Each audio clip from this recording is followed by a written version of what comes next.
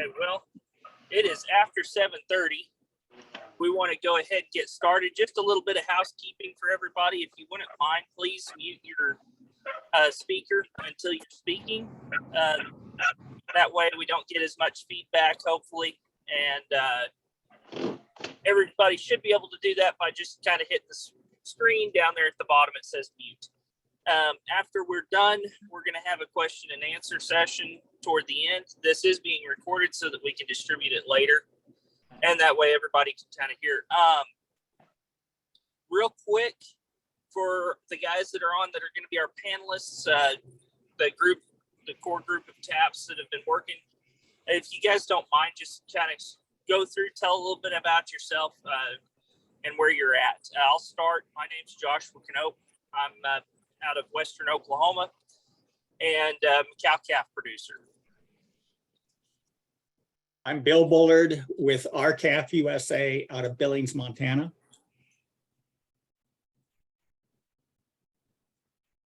Angie Mormon, Southern Missouri, cow-calf producer. Don't forget to unmute. I'm John Boy. I'm down here in Oklahoma, cow-calf producer.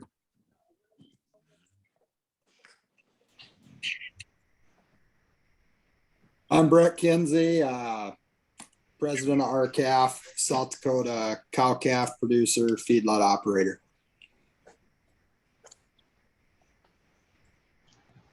I'm Vaughn Meyer, cow-calf producer, Northwest South Dakota, and president of the South Dakota Stock Growers Association.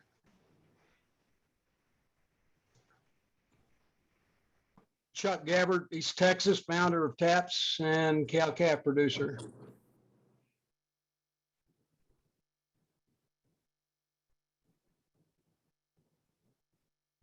Lance, I think you're up. All right. Well, I'm Lance Graham. I'm a cow-calf producer, stalker, South Dakota.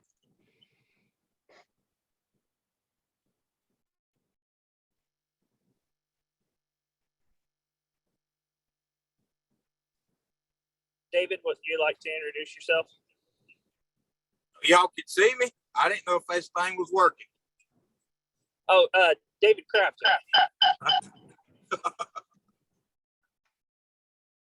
Yeah, good evening, everyone. My name's David. I am a farmer producer in South Carolina, and I am the team's legal advisor. If anybody has any questions relative to that throughout the meeting, feel free to ask.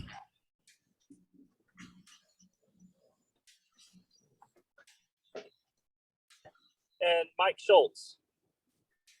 I don't know if you can. Not having that luck. Mike, I think you might have two phones there. I've got you on twice. Oh.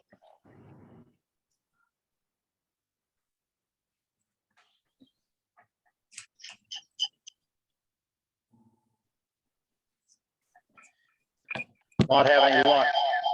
Oh. Or if you're on your computer as well, if you want to mute it. Can you hear me now? Still getting a lot of echo. Mm-hmm.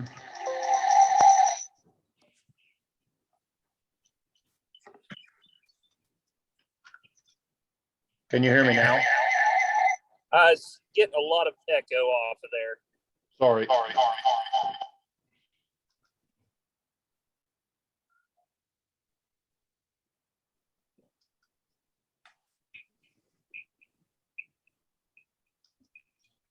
Well, while he's doing that, I can introduce Mike Schultz. He's a cow-calf producer from Brewster, Kansas, and former board member of RCAF USA.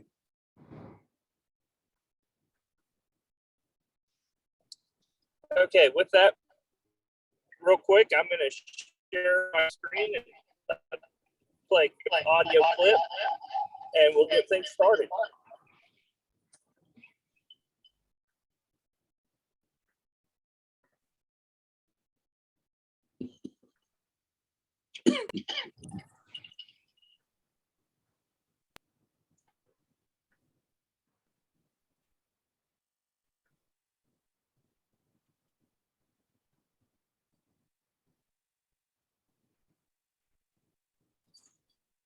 Hello and good evening. My name is Chuck Gabbard. I'm the founder of the TAPS Group.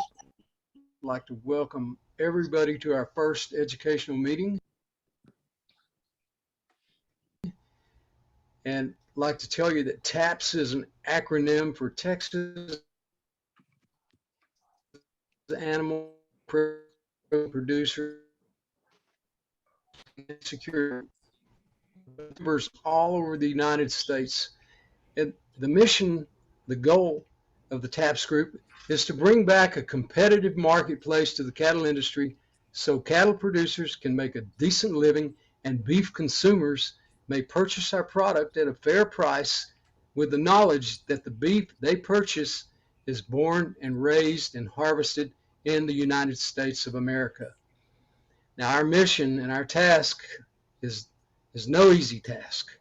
To accomplish our mission, we must fight greedy corporate monopolies that are exploiting the consumer and lowballing the producer and ignoring laws that were passed years ago to protect the industry from exploitation.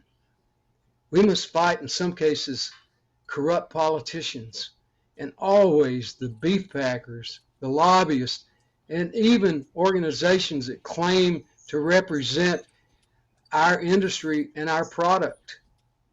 And that's just the human dilemma. There's another component that we'll call the perfect storm. We had a terrible drought this year.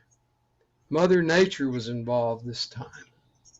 We predict that due to this perfect storm, that by this time next year, if the consumer can find beef on the grocery store shelf, it's going to be much higher than it is today.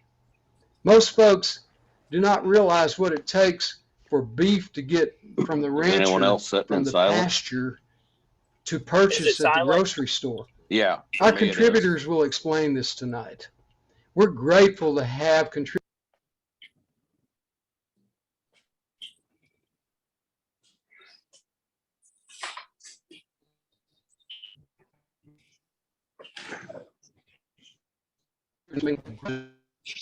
Industry and its destiny, barring intervention by Congress and the U.S. beef producer and the consumer. The topic tonight is the beef industry, high prices, how we got here, and how we correct. Our speakers will introduce themselves, discuss the issues, and answer your questions. Our first contributor is Bill Bullard from Billings, Montana. Good evening, Bill. Yeah, thank you, Chuck. And I'm hopeful that everybody can hear now. I think I can see everybody. Can you wave at me if you cannot hear? So Mike Schultz is saying he can't hear. Can others hear? Lance cannot hear. I can hear you, Bill. I'm fine. All right, I don't know what's going on, but I've got you, Bill. okay, so for the last 5 years, consumers have gone to the grocery store, and in each of those years, they've experienced a significant increase in the cost of beef that they're purchasing for themselves and their families. So year over year for the past 5 years, beef prices have been escalating, rising to unprecedented levels. And consumers are now having to make a choice as to whether to buy a cheaper protein or go without. And at the same time, you know, some consumers may go to the store and see these higher prices and say, well, at least we can justify these higher prices on the basis that that we're helping the American cattle farmer and rancher survive during these very tough times. But that's the furthest thing from the truth, because as your beef prices has been rising in the grocery store, the prices that cattle producers have been receiving for their cattle have been falling.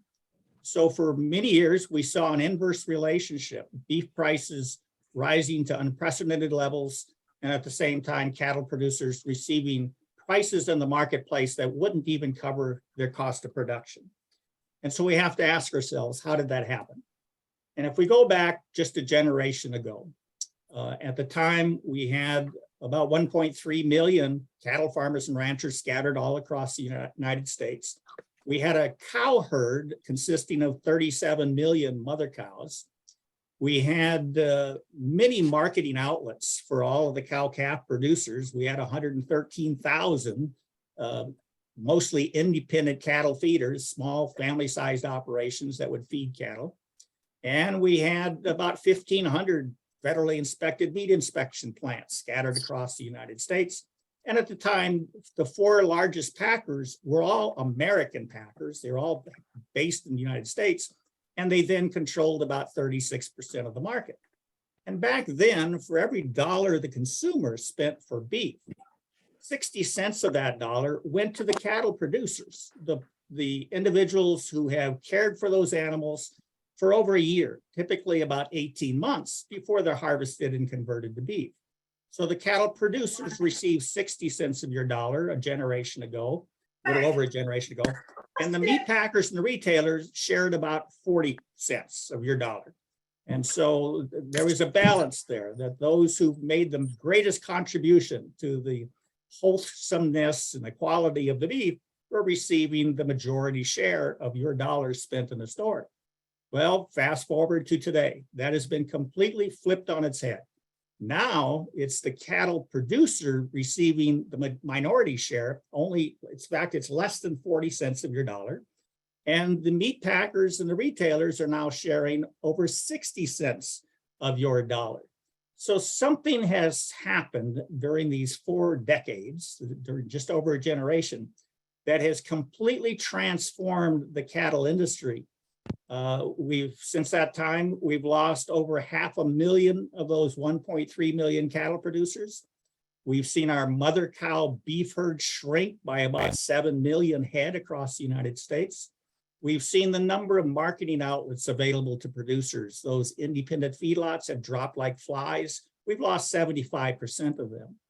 And we've lost over half of all the federally inspected meat inspection plants. And we now have 4 packers that 4 decades ago controlled 36% of the market. They were all American based. Today, we have 4 packers that control 85% of the cattle market, the fed cattle market. And half of those packers, too, are Brazilian companies. Marfrig and JBS are the 2 companies. So what transpired during this little over a generation is unprecedented consolidation and concentration of the meatpacking industry, creating a bottleneck in the system. And we've had, as I indicated, cattle producers have exited the industry because of a prolonged lack of profitability. So the meat packers have essentially dismantled the competitive infrastructure of this industry, meaning the opportunities to market cattle. They've reduced the number of cattle auction yards. They've reduced the number of feedlots. They've reduced the number of packers themselves. And in addition to that, they have been extremely powerful lobbyists in Washington, D.C., convincing Washington, D.C. that the answer was globalization.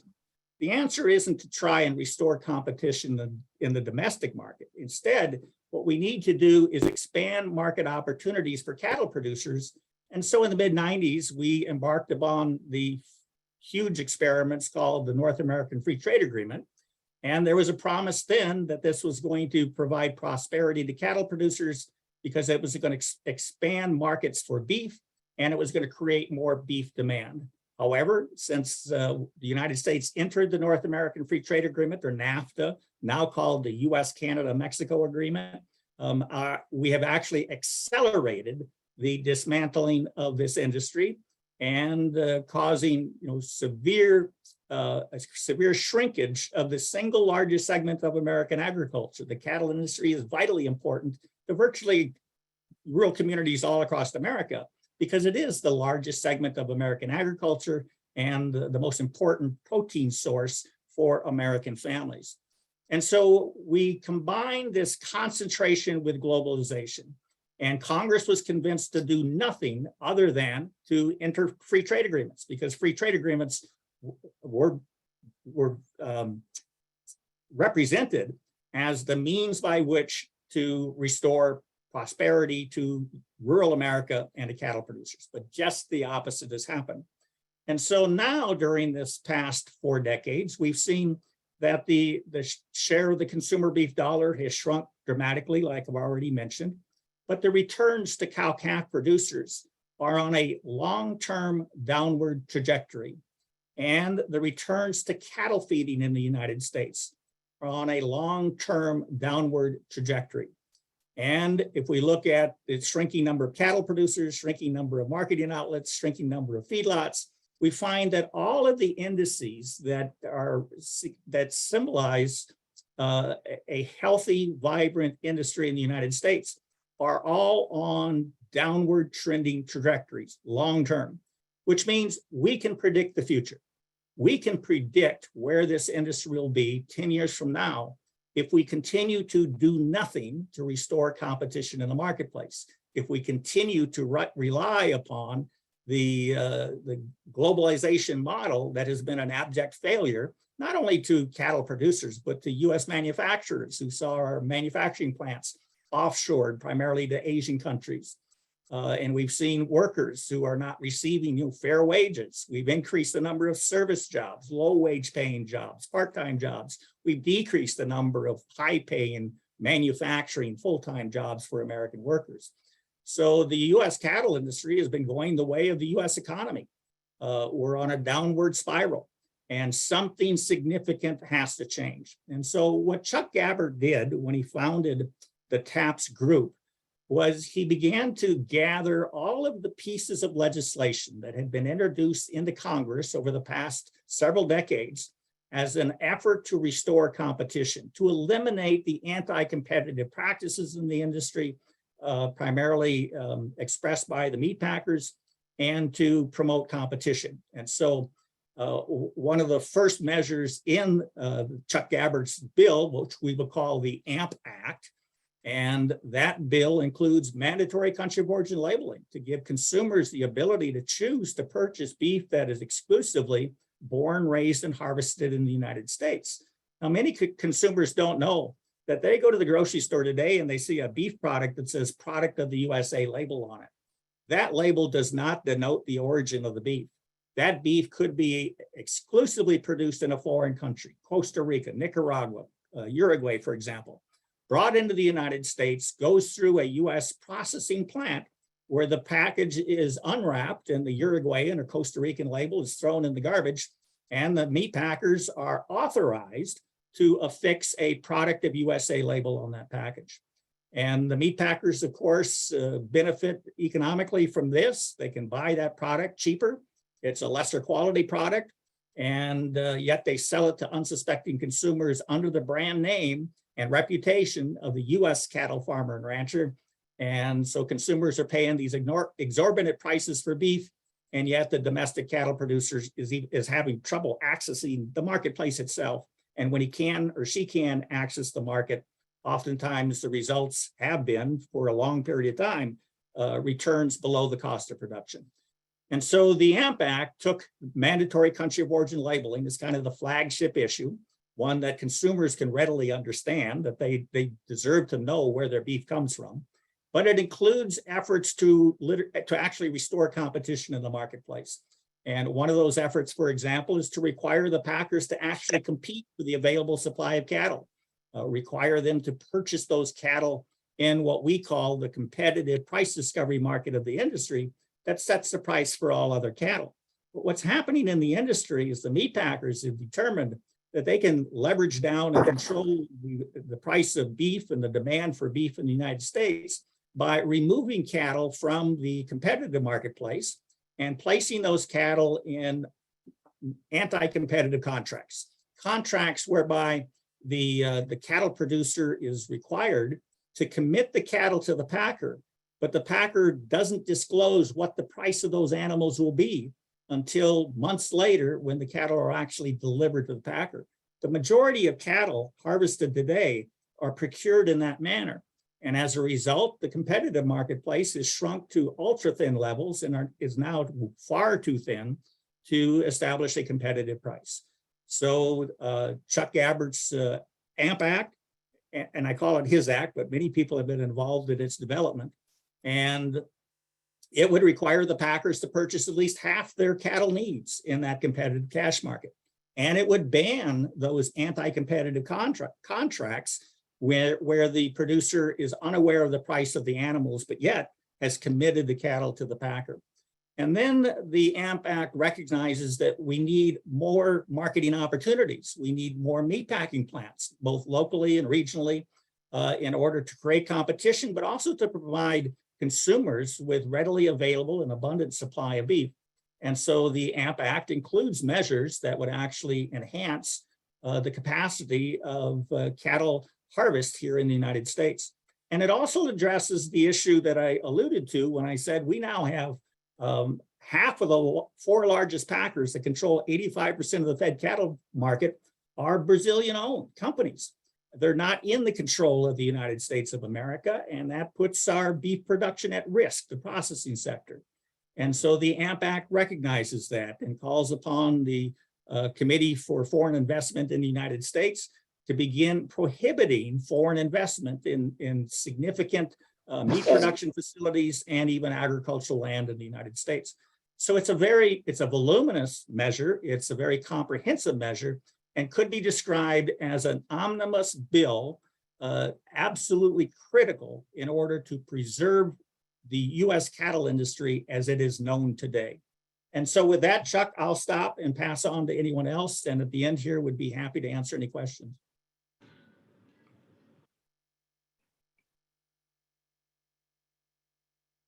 Okay, who is next? Was that Lance Graham? Lance is on mute. There we go. Yeah, I didn't know if we had an order or not. I didn't know that earlier today.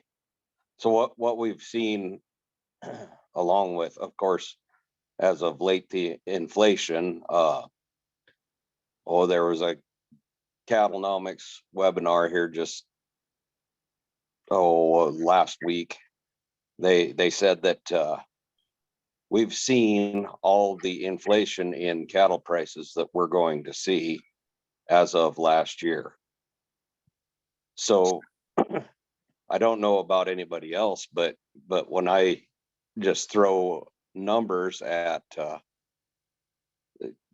the feed it takes to carry a mama cow through winter around here, it costs about $3.15 a day at $150 a ton. And you add that to $50 an animal unit monthly for grass to graze in the summertime.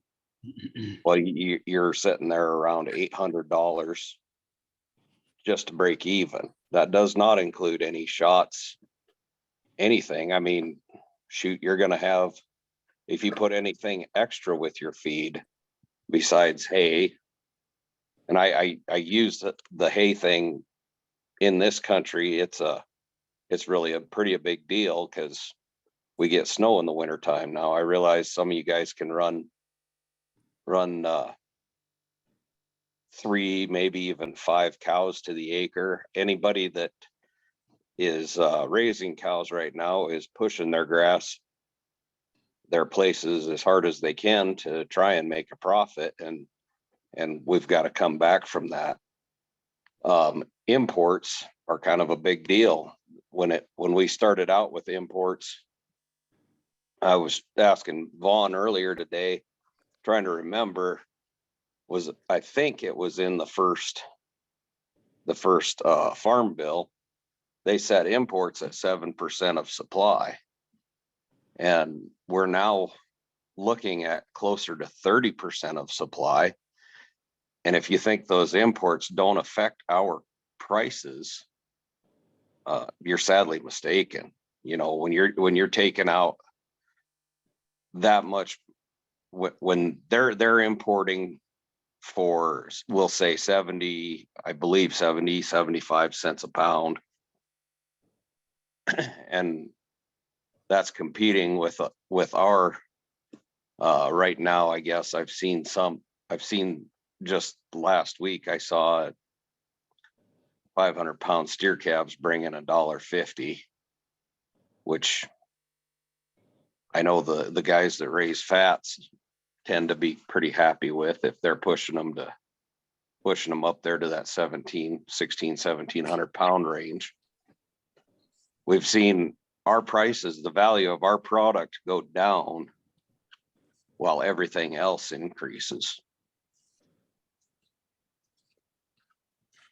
And I think we all need to think real hard on that, because even just last week, I looked at, after hearing the Cattlenomics thing, I looked at my wife and I said, well, maybe I need to just sell all the cows now.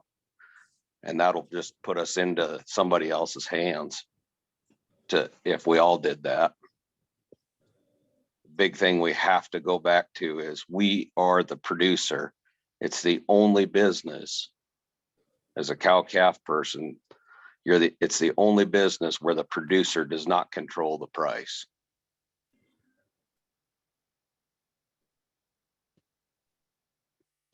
Somebody else can take over. Thank you, Lance. I would like to just interject that what we're seeing that Lance was just discussing has been going on since 2002. Isn't that right, Bill? Or so we've been having this problem forever, and we've been counting on Congress to piecemeal for us legislation that's supposed to correct the issues that is driving the cow-calf producer out of business. And that has not been accomplished in 20 plus years. So that's why we're addressing this issue with the AMP Act.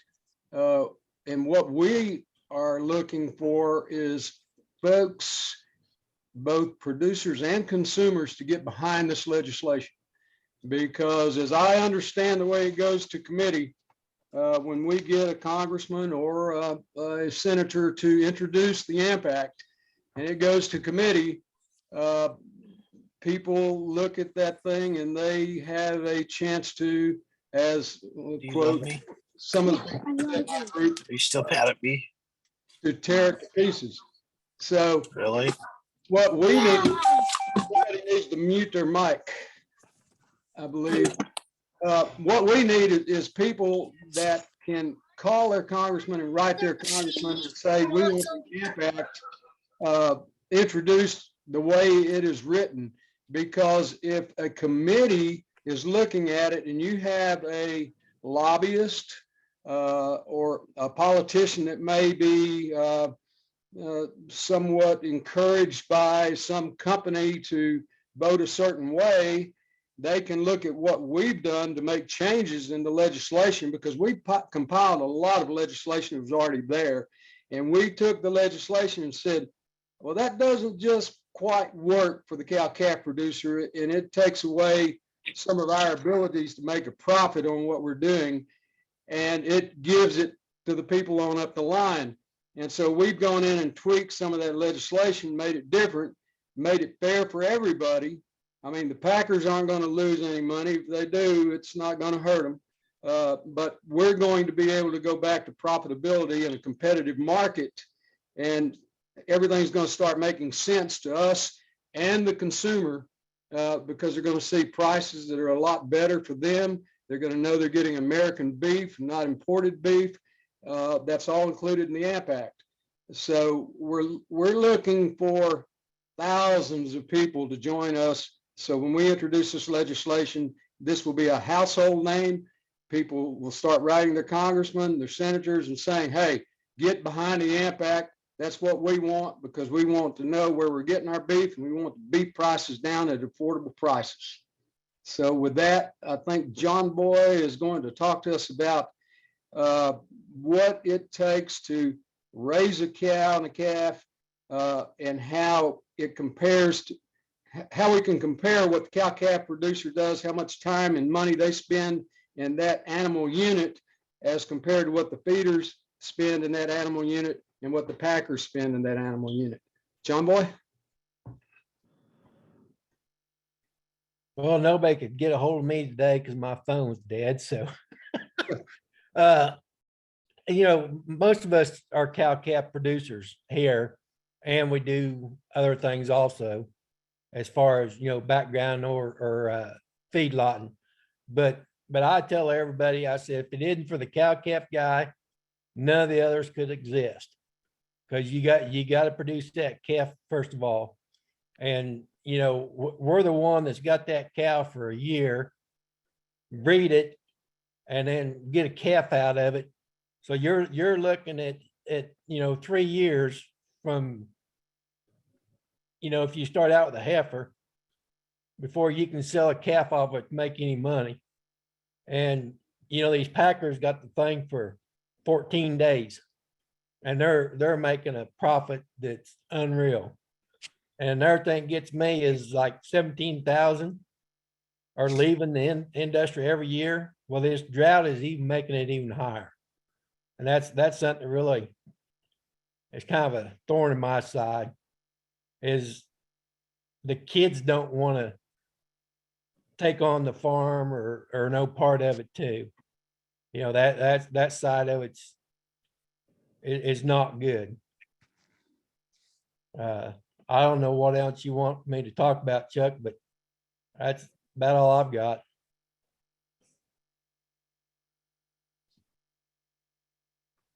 Okay, John Boy, I appreciate it. Let's see, who do we have next? I believe Joshua Canope, if you could describe a little bit about what's going on with the cattle organizations and how they affect the cow-calf producers, I'd appreciate that. Yeah, sure can. So we've got a lot of organizations that are supposed to represent us, and everybody, as everyone knows, we don't have time to be able to make calls all the time to Washington. We don't have time to set policy within the DC bureaucracy that's there. So we've relied for years now on cattle organizations to help us do that by unifying and setting policy for them to lobby for and to bring to Congress. Well, the problem that we've seen is that these organizations are self-serving, and the bigger and the more power, and power corrupts. And these organizations have started to take on donations from other places and not necessarily representing us very well. Whenever you have one of the biggest, of course, is the National Cattlemen's Beef Association. And the National Cattlemen's Beef Association used to be the cattlemen's, just representing cattlemen. And at that time, they represented our interests well. Now we've taken, and they combined with the Beef Association. And so now they're taking money from the packers as well. And what that does is that's really them representing both the manufacturer of beef and the raw products producer, the cow-calf or the feeder, and representing both sides of the coin when we're in competition with each other. And that's caused us some issues with policies that help to one side or help the other. And most of the time they lean more towards who's going to make the biggest donation. And it's definitely a conflict of interest. And so what we've done is we've gotten tired of that type of thing going on. We've figured out that those organizations, a lot of us have, but they're not representing us very well.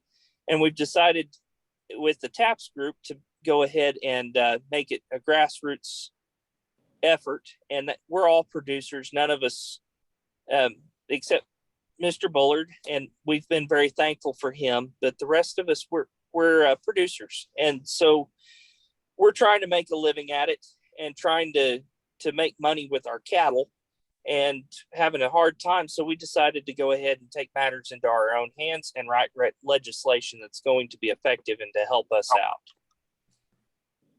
And I believe Shad Sullivan came on, and I think he might have had something to say. Shad, do you have something? No, Josh, I don't. Thank you. Okay.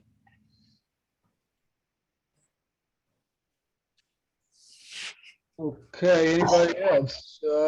Let's see. How about Brett? Do you have anything to add?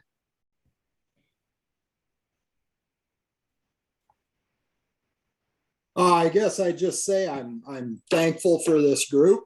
It's awesome to see animated, active people that are standing up for what they do and what they believe in. In terms of the AMP Act, you know, this might be the first exposure to it for some people that are on here tonight, and it's big. It's big, it's wide, it's deep, and it's aggressive. But I would just say, imagine yourself 10 years ago and look at where we are in this country through those eyes. And I think that we have a real need for pretty aggressive change in this cattle industry. We're all, you know, we're the ones that don't complain about our jobs. We have the work ethic, we have the desire, we're, you know, we're entrepreneurs, and I don't think we can take that for granted. I would just say this country has big problems, globally big.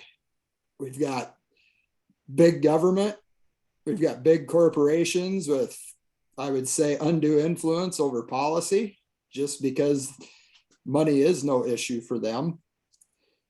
And we're getting a big debt from trying to subsidize producers to keep them out here on the land.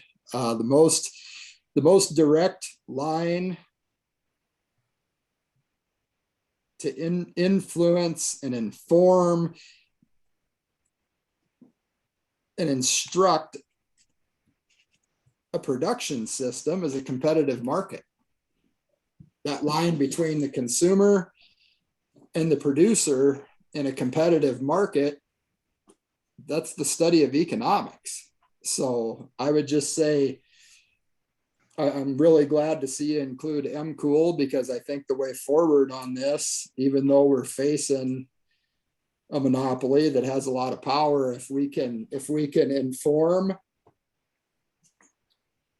and make allies of the consumer, then technically we have them surrounded and outnumbered drastically, and we will have to force change. But I think that that's what it's going to take to get change through this heavily influenced government system that we have right now. So that's why I appreciate this, and I guess that's all I've got. Thank you, Brett. Von Meyer.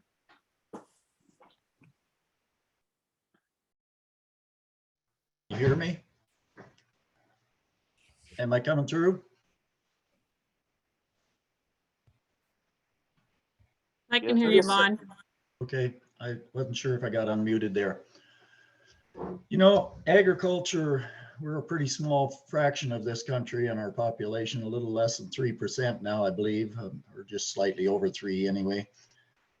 We're often looked at as just a common thing. I mean, if people go to the grocery store, they figure that food's always going to be there, and that, you know, it's not a big deal. We'll take care of them one way or the other. There seems to even be a lot of imported food anymore with 46% of our fruits, nuts, and vegetables being imported, and upwards of 20 to 30% of our beef coming in being imported, and that. So we've gotten pretty complacent as far as food production in the United States here as of late. But agriculture really is a much bigger and more important scene here in our country, and has right from the start of this country. The immigrants that came over from foreign countries looked at the vast agricultural lands and the possibilities there of creating farms and ranches on there. And that basically was the backbone of what started this great nation. If you look at our gross domestic product from the 1800s forward, it has just increased along with our agricultural production on there. So agriculture really has a lot to do, and only recently, I think maybe a lot of our country has started to think a little bit about their food and where it's come from. So let's look at what agriculture's footprint is. Agriculture, food, and related industries contribute about $1.1 trillion to the U.S. domestic product in 2019. The output of the American farms contributed about 136 billion of this sum. Agriculture has added value to our national economy is known as the multiplier effect, and that is that every dollar that we produce in agriculture ends up producing $11 towards our gross domestic product here in the United States. And with over 70% of that agricultural land being non-tillable, that means that the grazing portion of it for livestock is very important and probably the largest sector, or not even probably, is the largest sector of our agriculture. Using USDA's figures, cattle production contributed 66.5 million cash receipts to agriculture in 2021. Or with the multiplier effect of 11, that contribution to our US GDP would likely be 731.5 billion, excuse me, dollars in there. That's pretty huge. Let's take a look at some of the history here, and I might be repeating some of the stuff that Bill and others have said here, but I just want to briefly go back. Using USDA figures, in the early 1900s, 5 packers controlled nearly 55% of the livestock processing and packing in this country. And that was deemed as quite a threat in there because of World War I. And President Wilson, he decided he was going to take some about it to make sure that the food supply for both our nation and our troops was still present. And he threatened the packers, those 5 packers there, and they all have came around and agreed to the Packer Consent Decree of 1920, which was followed in 1921 by the Packers and Stockyards Act. And after that, through all the way up through to the 1970s and 80s, we pretty much saw cattle markets that were cyclical, and they were basically based on cycles by production numbers in that. And about probably every 7 to 9 years, you would see the numbers go up and the price go down, and vice versa as we reacted to them. But after 1981, everything came to a screeching halt because of the Reagan administration decided to do away with the consent decree and throw it out, which allowed the packers to go unchecked and start on their rampage of controlling all of the markets and that stuff. So the markets when enforced, excuse me, I got lost here along the way, but in 1981, the decree was abolished, paving the way for corporate greed, and the 4 packers control nearly 86% of that market today. That's quite a bit more than what we started out with, that original 55%. So in the early 2002, we as producers realized that our major packer problem was captive supply, and we wanted country of origin labeling beef, and then we finally got it passed through with country of origin labeling beef, and with the help of a disease outbreak in Canada, which kind of proved our point there of BSE, why immediately our market shot up. That proved that packer captive supply was one of the major problems in our industry here. That cool went along, and then I believe it was about 2009, they started putting some teeth into the bill. And from 2013 to 2015, producers saw probably the biggest profits they've ever seen at least in my ranch and farm. It healed up a lot of people. We were almost receiving what a lot of people referred to as parity. You know, it was good prices, but maybe still not even quite parity, but we did well. In 2015, Congress revoked the country of origin labeling under the tariff retaliation threats invoked by the WTO, and the markets immediately plummeted 45%, or about $20 billion loss annually to our cattle industry, versus the 1.7 billion tariff threat that they were going to impose on there. So we decided to cover our heads and run rather than stand and fight for what was logical and reasonable. Using the multiplier effect of 11, that's a $220 billion loss per year in the 7 years that post-cool repeal, or 1.5 trillion since the 7 years on there. That's a good chunk of change that agriculture has lost to support our economy and our gross domestic product in this country that all the service industries and that have to run off of. I like to use a quote that Bill Bullard said here from RCAF. He said, considering the 45% losses due to the 2015 elimination of cool, minus the 17% recent fall 2021 market advancements, agriculture GDP contribution, excuse me, should have been 936.3 billion, or nearly 1/16 of our current national debt. Just think of that. In 1 year, that could have taken 1/16 of our debt down on there if they'd allow that to use it on there. Cattle and livestock grazing is not only a large portion of our gross domestic product, but it also aids all of our farming industry, and that cattle contributes to corn use, small grain use for feeding out cattle, hay, distiller grains. At one time, distiller grains were about given away if you'd haul them out. Today, they're running about $160 a ton, small ton on there. What else has happened since we killed cool? Well, we've lost 43% of the U.S. beef cattle operations since 1980, or 22% just since 1990.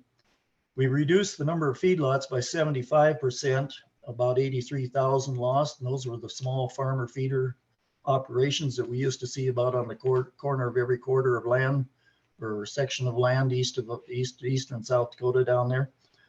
We've reduced the beef cows by 3.4 million head since 1994, and I believe that's closer to about 7 million head today.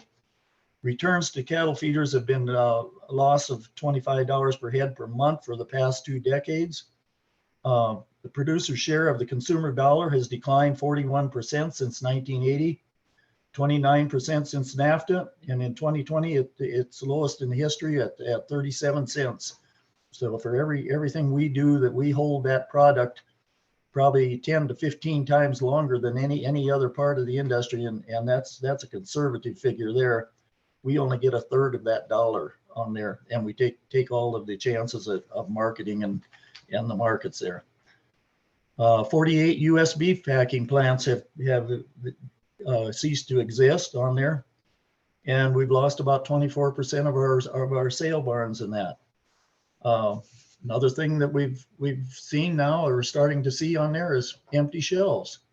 You know, along with COVID and a few other things that have happened lately, we finally in the United States of America are seeing empty shelves that haven't showed up. So that's because of losses to farmers and ranchers, and the numbers that we've lost, and losing nearly 500,000 of them on there. So it's been pretty hard on us, and I guess the AMP Act is a comprehensive bill that can rebuild America.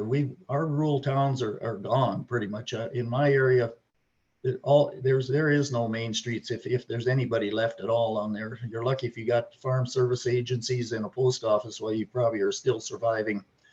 But hopefully this act could rebuild rural America. It could also ensure our national food security, and it could rebuild America overall if we would start using agriculture again, like we did to build this nation upon on there. The 4 things that we needed that are in the act right away, amongst other things that are in there, but we need the immediate reestablishment of the country of origin labeling. We need the immediate establishment of mandatory levels of cash market packer participation. We need the expansion of the independent processing infrastructure, and we need the creation of the USDA oversight and enforcement authority to protect our individual rights and participation. A lot of that is what we've seen in the trying to bring back the GIPSA rules recently in there.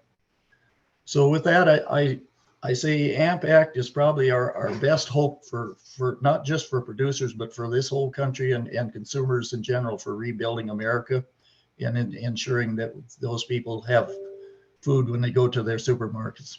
With that, I thank you.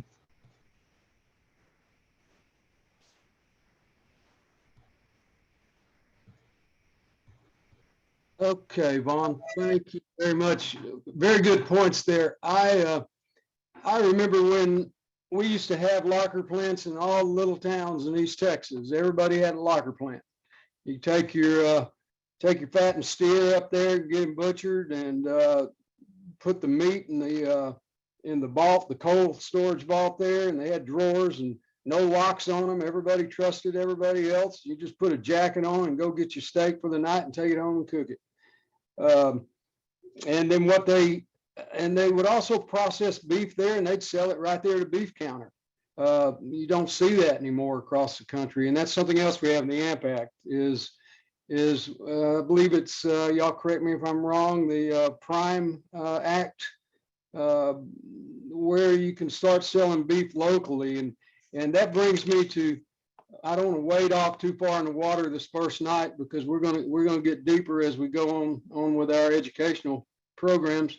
But if somebody would jump in here and let's tease some of our future subjects and discussions a little bit.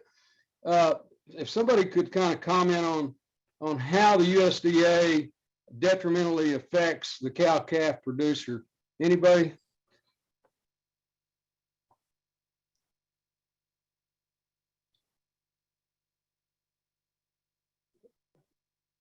Let me try to take a stab at that, Chuck. So the U.S. Department of Agriculture is charged with implementing the laws that Congress passes. And as Vaughn indicated, 100 years ago in 1921, Congress passed the Packers and Stockyards Act. Now that act had the specific purpose of protecting independent cattle producers from unfair and unjustly discriminatory practices by the concentrated packers. It prohibited the packers from engaging in any unfair, deceptive, or unjustly discriminatory act or practice, and prohibited packers from granting any undue preferences or advantages to some of their corporate friends who are cattle suppliers and depriving all other producers. So the U.S. Department of Agriculture, which was charged with administering that 100-year-old plus act, failed to do so. And only now, over 100 years later, have they begun the process of promulgating rules in order to enforce and administer this 100-year-old act that had failed miserably to protect independent producers from anti-competitive and antitrust type practices by the packers. And so as a result, now we have a skeleton of an industry left, and the USDA is moving forward. So one of the big problems with the USDA is, as everyone knows it, as the revolving door, that the USDA bureaucracy includes former employees of the meatpacking industry and employees of USDA upon retirement from that agency get hired by the meatpacking industry to earn big bucks.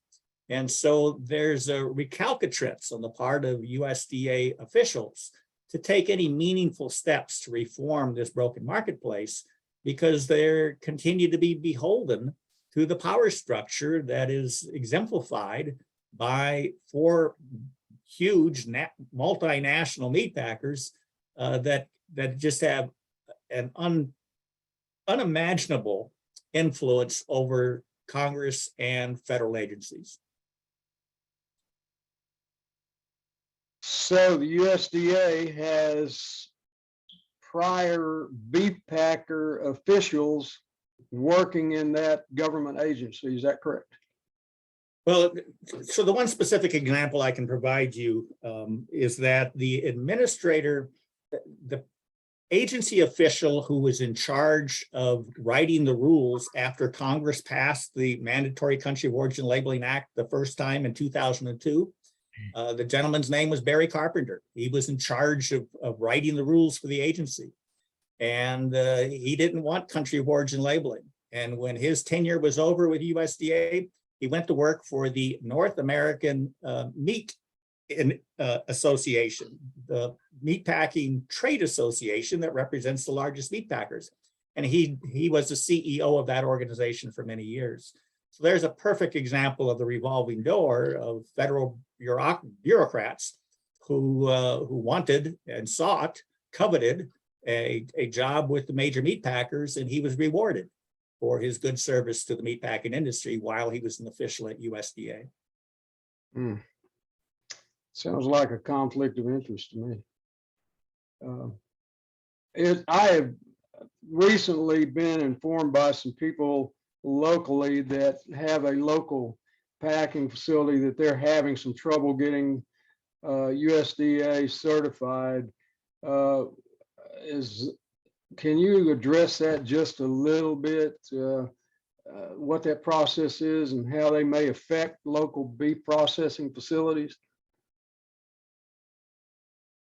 Anybody?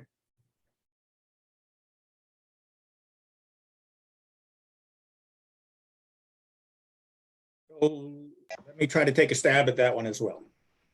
So the meat packers, when they began to concentrate the industry, they also began to bolster their political might in Washington, D.C. And they began to promote policies that were beneficial to the packers. So policies such as prohibiting state-inspected meat packing plants from shipping beef across state lines and selling it. While at the same time, imported beef from Costa Rica, for example, can arrive at a border crossing in California and go anywhere in the United States and be sold. So it was discriminating against domestic producers. But this is exactly what the meat packers wanted, because they didn't want the competition from these new upstarts, state inspected plants that might want to expand facilities and sell across state lines. But for purposes of a startup meatpacking plant, they have to meet the same regulations as a plant that slaughters 5,000 head of cattle a day. In other words, the policies that FSIS now have established, and they've established that in partnership with the meatpacking industry, those policies are not to scale. They do not recognize that there are different needs for a smaller meatpacking plant than what is necessary to ensure food safety in one of these transnational corporations plants that are slaughtering thousands of head a day.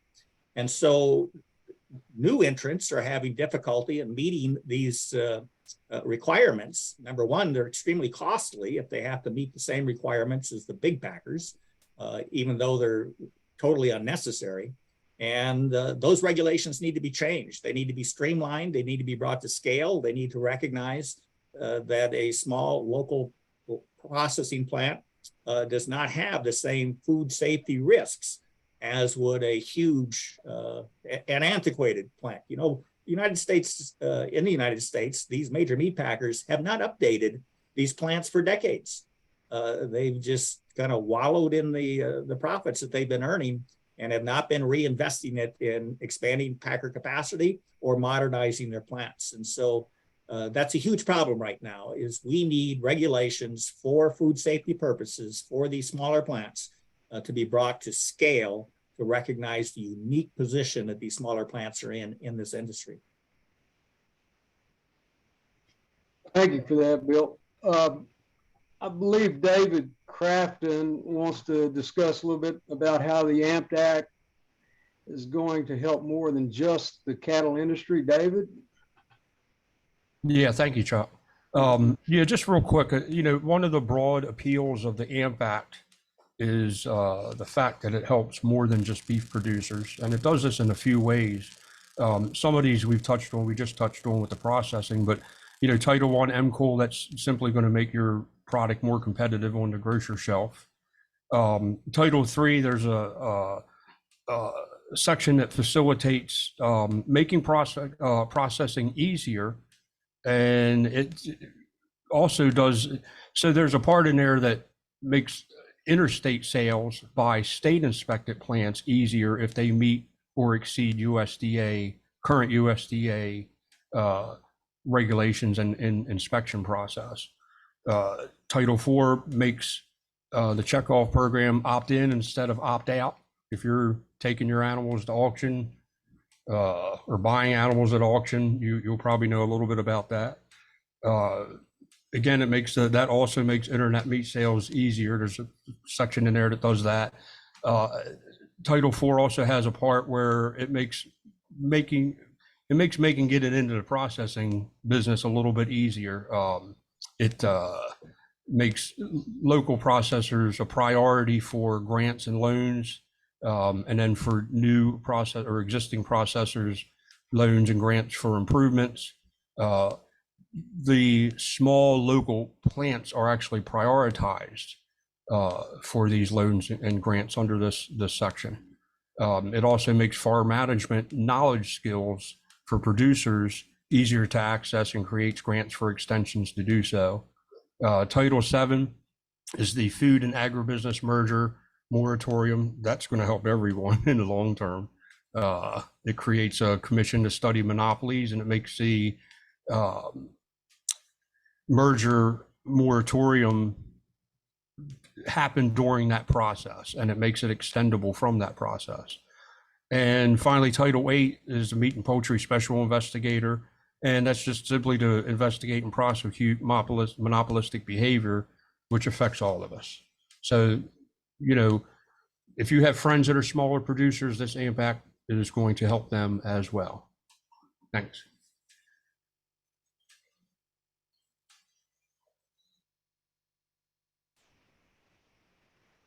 Okay, looks like everybody in the group has had a chance to speak, and if there's anybody that has any questions, we'd be happy to answer them at this time.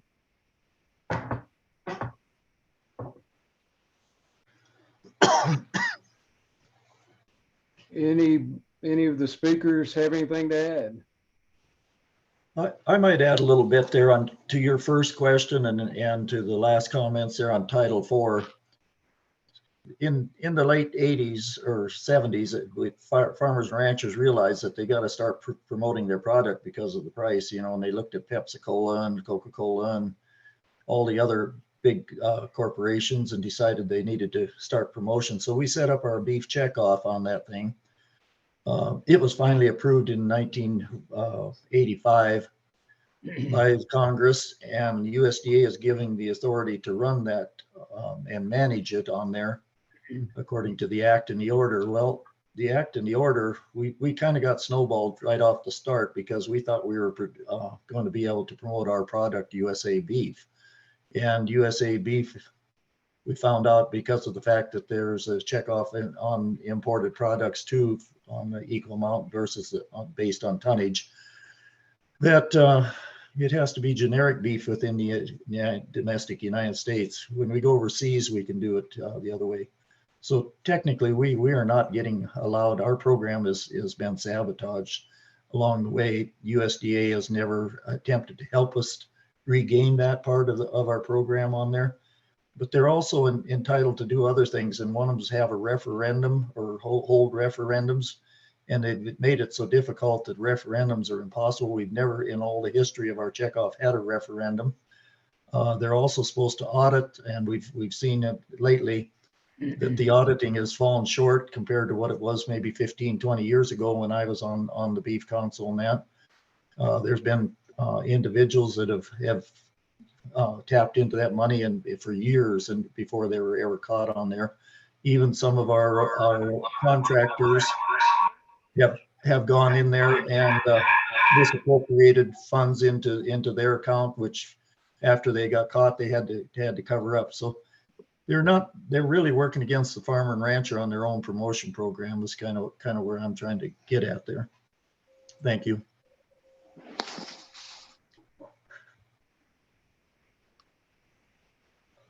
Well, this has been very informative tonight, and we will have more in the future, hopefully in a couple of weeks, and we'll get about knee deep in this information. And before it's over with, we're going to grab our scuba gear and put it on and do a deep dive in what the problems are in the beef industry. And we're going to keep pushing. Chuck, yes, could sir. I interrupt? Yes, sir. So one way to look at, from a consumer perspective, what is the problem with the cattle and the beef industry today? And the problem is there has been a complete disconnect between the value of beef that consumers pay at the grocery store and the value of cattle that cattle producers receive in the marketplace. Now, the reason that they had been connected throughout history up until the mid-2000s, the reason they were connected was because of the invisible forces of competition. Competition was the glue that held these two together. The fact that the disconnect has occurred is evidence that competition has been purged from the industry. And now consumers on one end of the supply chain and cattle producers on the other are both getting exploited by the concentrated meatpacking industry. So in a nutshell, that's the problem. The problem is lack of competition, and it is evidenced by the disconnect between what consumers are paying for beef and what your cattle producers are receiving for their cattle. Sorry for the interruption. No, thank you for that, Bill. And that's the mission of the TAPS group, is to return competition to the marketplace and to hold people accountable, whether it be the packers, whether it be the whoever. If they're causing injury to the American beef consumer as well as the American beef producer, they need to be held accountable, and we need to right this ship. Because we work just as hard as everybody else does, and we need to be rewarded as such. Yeah. Chuck, I see Cheryl has a question. Yes, I am pretty confident that I would be able to get many groups together to, either via Zoom or in person, to discuss this type of things. I'm actually more into the sales of my friends' cattle. So basically, I have a lot of buyers that I'm trying to get through to. How would you suggest, is there something that could be written out so that I could read it if I get to a question that I'm stumped by, or any way that I can gather these people and in person try to show them the passion behind what we're trying to do? I don't know if you understand. Thank you very much for that. We are very much into networking. I believe everybody knows somebody who knows somebody who knows somebody. So I am certain that anybody within this group would assist you in any questions you have, or anything to help you get more up to speed on anything you need to do. And especially reach out to Angie, our communications director, with any questions you have, and she can put you in touch. I believe that if there's something I don't know, I'll phone a friend, and we're all among friends here. Oh, yes, absolutely. Because this is something that I actually hand deliver. So every time I deliver, this is my soapbox topic. So this has been such a godsend to actually find a group like this, because I've been doing this for years now, where I'm just trying to educate people. And, I get one or two, maybe a week, but, there's people that are now understanding how horrible this industry is. And, I'm just trying to do my part. So, but like I said, I'm pretty confident I can get groups together to hear what I have to say. So, okay. Yeah. If anybody even has anything to write up, I know there was an outline today, but if you have anything specific any points you want to bring out, we don't want to, of course, bore people and lose them with too many details, but yeah, anything that you want to share, I would love for you to send it over to me, because I'm really on board with this. I mean, I'm on fire about what's happening. Yay. Thank you so much. We certainly have some printed information we can provide for you, and pretty soon we'll have some nice t-shirts you can wear when you do your deliveries. Fantastic. Well, thank you everybody for all of your info. It's just been amazing tonight to hear all this. Well, thank you. Angie? I think we have another question from an iPhone user. It says question. Hey, it's me, Angie. It's Pam. Hi, Pam. Sorry about that. Wanted to say something real quick. When we're contacting our congressman, I have found when we hand them something that is 3 or 4 or 5 pages long, it is pretty much, set over to the side. And very rarely do you get to talk to them in person. It's usually one of their staffers, which definitely puts that over to the side. If we could have something, if we could draft something that would do, have some bullets, like these are the problems that we see. Bullet, bullet, bullet, bullet. And these are the things that we are going to address in the AMP Act. And then advise them to look at the AMP Act. But to grab their attention, I think just a short list of bullets. This is how this is how the problems that we see with our industry here, and how we feel like we are, at a disservice by our own government, and the ways that we want to correct it. But some bullet points, does that make any sense? Absolutely. I understand what you're saying. And I think we can probably put that together. Okay, thanks. Yep. Anybody else have a question before I close it out tonight? If I may interject, I've spent a lot of time going to DC with cattle groups and others trying to, and meeting with actual legislators and or their staff. The bulleted list is excellent idea, and you need to project what it means to them. They're partly in it for money. So you need to show them votes and or donations, cash to their campaigns. It boils down to that. It's sad to say. But if you can show them how it will get them votes from their constituency, that's huge. And thank you all. Oh, thank you. Can we ask who you are? Oh, sorry, this is Doug. I'm in Colorado. Okay, thank you, Doug. Hey, Doug, that's a very good point, and that brings me back to what I was saying earlier, and this is all about the networking that we need to get to work on as far as getting consumers involved in our movement. The more consumers we have that are rattling the chain of these senators and congressmen, the better off we are. I think if we don't have a huge backing of consumers, we're probably doomed to fail because producers have been trying to do this for over 20 years. So we've got to get, it's imperative, it's a monumental task, but we've got to get, the AMP Act needs to become a household name. It needs to be a dinner table conversation. And I'm not sure how to do that. We've been working on it and we're going to continue to work on it. But if anybody knows anybody that's in the media, newspaper, print, television, any way to get the attention of people. I know some of our groups and the cow-calf producers have been on Fox, on Tucker Carlson and several other programs, but we just need more of that, as much of it as we can get.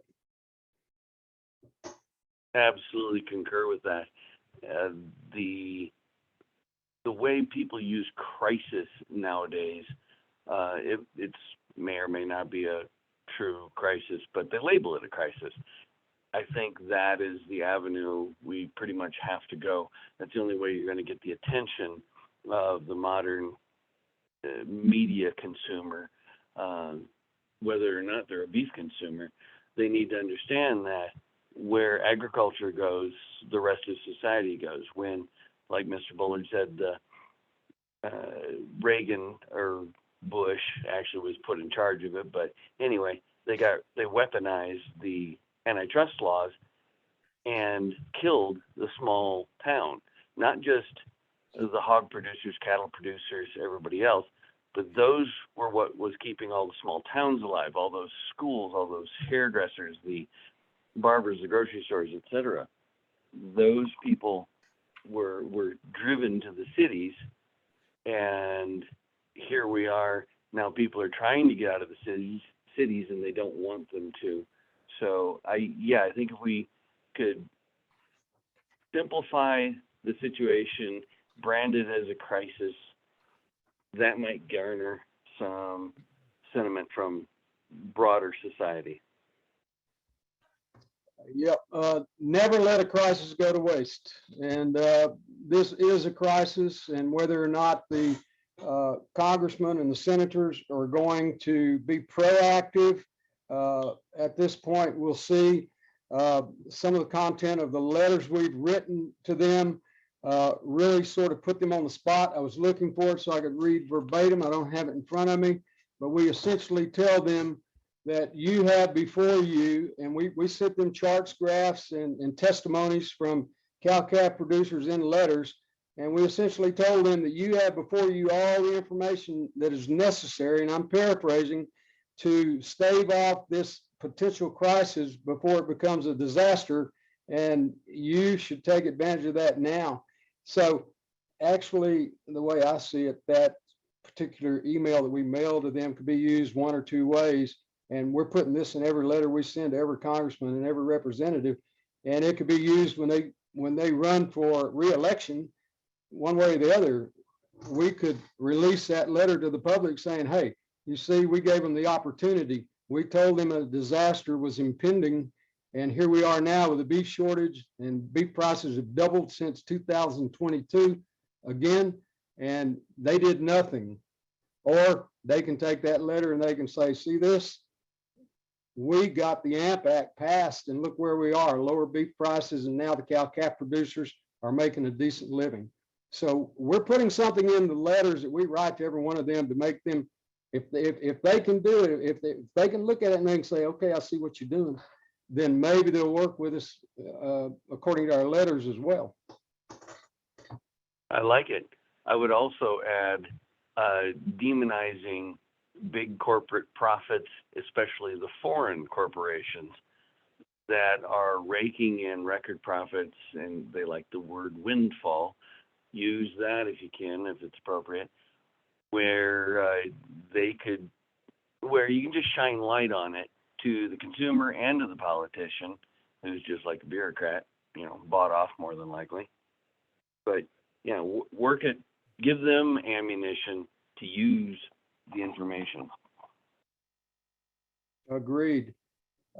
Everybody on the call that wishes to continue to contribute any ideas you have, please contact Angie or myself at the AMP Act page on Facebook or through our email address, which is, what is it? Let's see, tapsgroup@gmail.com, TAPPPS group@gmail.com.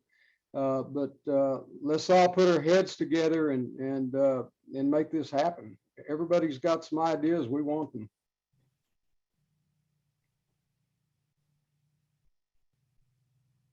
Anybody else?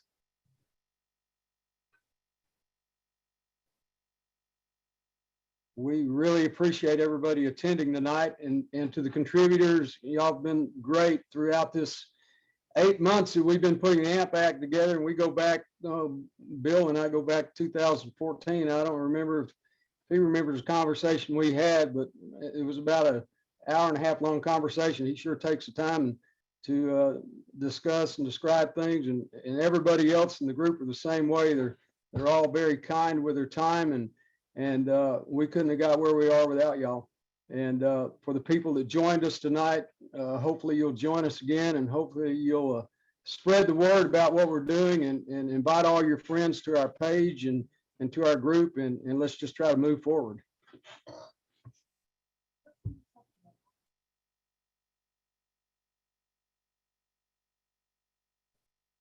If nobody else has anything tonight, then I'll wish you all a good evening, and we'll close this out and watch on the page, our page for our next meeting.